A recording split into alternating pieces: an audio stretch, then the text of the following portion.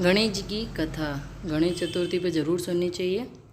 एक समय की बात है कि विष्णु भगवान का विवाह लक्ष्मी जी के साथ निश्चित हो गया। विवाह की तैयारी होने लगी। सभी देवताओं को निमंत्रण भेजे गए, परंतु गणेश जी को निमंत्रण नहीं दिया। कारण जो भी रहा हो, अब भगवान विष्णु की बारात जाने का समय आ गया। सभी देवता अपनी पत्नियों के साथ विवाह समारोह में आए। उन सब ने देखा कि गणेश जी कहीं दिखाई नहीं दे रहे हैं।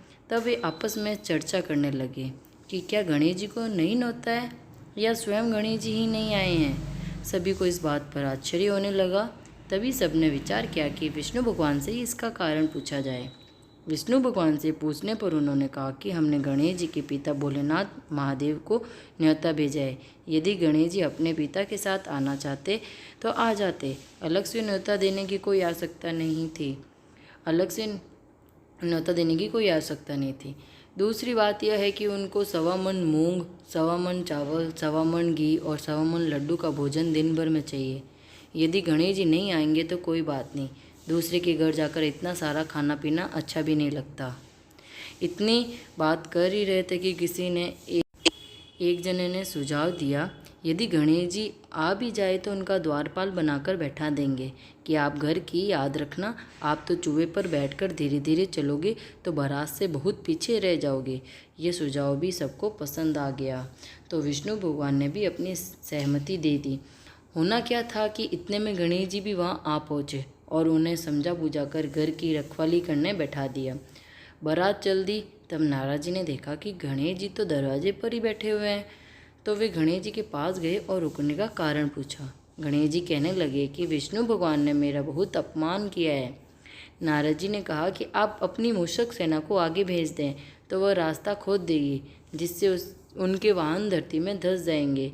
तब आपको सम्मानपूर्वक बुलाना पड़ेगा। अब तो गणेश जी ने अपनी मूषक सेना जल्दी से आगे भेज दी। सेना ने जमीन पोली कर दी। जब बारात वहाँ से निकली तो रथों के पहिए धरती में धंस गए। लाख कोशिश करे परंतु पहिए नहीं निकले। सभी ने अपने अपने उपाय किए परंतु पहिए तो नहीं निकले, बल्कि जगह जगह से टूट गए। किसी की समझ में नहीं आ रहा था कि अब क्या किया जाए। तब तो नारद जी ने कहा, आप लोगों ने गणेश जी का अपमान करके अच्छा नहीं किया। यदि उन्हें मना कर लाया जाए तो आपका कार्य सिद्ध हो सकता है और यह संकट टल सकता है। शंकर भगवान ने अपनी दूत नंदी को भेजा और वे गणेश जी को लेकर आए। गणेश जी का आदर सम्मान के साथ पूजन किया। तब कहीं रथ के पहिए निकले और अब रथ के पहिए निकल तो गए परंतु वे टूट फूट गए, तो उन्हें सुधारे कौन। पास के ही खेत में खाती काम कर रहा था, उसे बुलाया गया। खाती अपना कार्य करने के पहले श्री गणेशाय नमः कहकर गणेश जी की वंदना मन ही मन करने लगा। देखते ही देखते खाती ने सभी पहियों को ठीक कर दिया। तब खाती कहने लगा कि हे देवताओं, आपने सर्वप्रथम गणेश जी को नहीं मनाया होगा और न ही उनकी पूजन की होगी, इसीलिए तो आपके साथ ये संकट आया है। हम तो मूर्ख अज्ञानी हैं, फिर भी पहले गणेश जी को पूजते हैं, उनका ध्यान करते हैं। आप लोग तो देवतागण हैं, फिर भी आप गणेश जी को कैसे भूल गए। अब आप लोग भगवान श्री गणेश जी की जय जयकार बोल कर जाएँ तो आपके सब काम बन जाएंगे और कोई संकट भी नहीं आएगा। ऐसा कहते हुए बारात वहाँ से चल दी और विष्णु भगवान का लक्ष्मी जी के साथ विवाह संपन्न करा के सभी सकुशल घर लौट आए। हे गणेश जी महाराज, आपने विष्णु को जैसो कारज सारियो ऐसो कारज सबको सिद्ध कर जो। बोलो गजानन भगवान की जय।